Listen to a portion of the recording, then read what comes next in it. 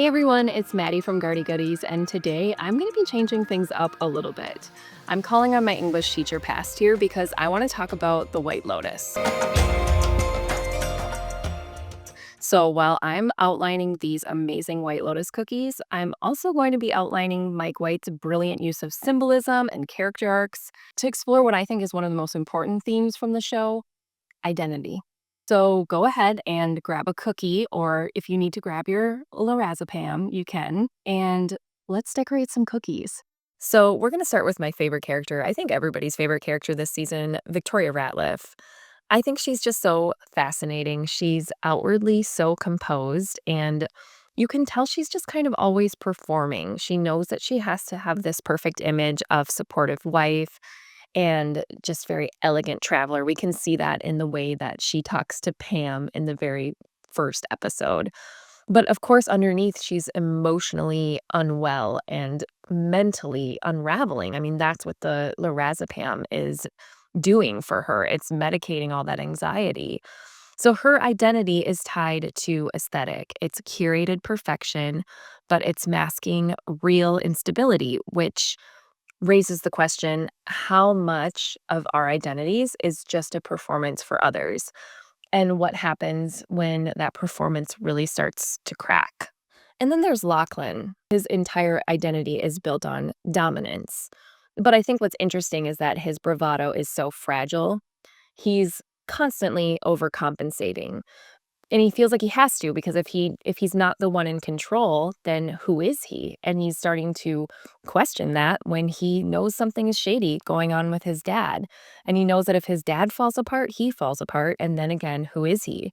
And I think Lachlan's character is really, he's kind of showing us how identity, especially male identity, is completely shaped by power dynamics. And there's an underlying insecurity, or there can be.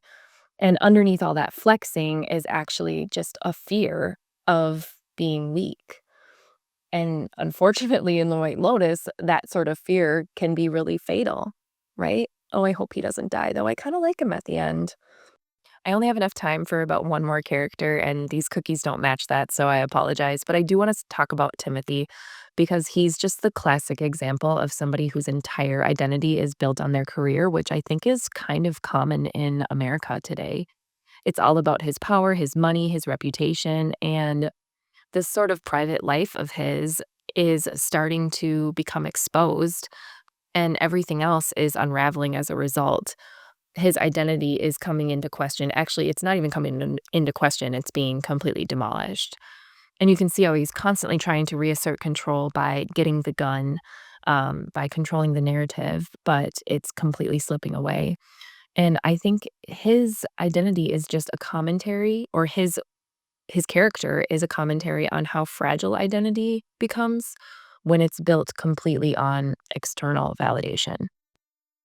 I've barely scratched the surface of talking about these characters, but I'm running out of cookies. What I really want to say is that so much of season 3 really seems to be so much about facades, what we project versus what's actually real. Through each character, we're asked to think about how identities are built and how they're broken. Are we shaped by others? Are we just hiding from ourselves?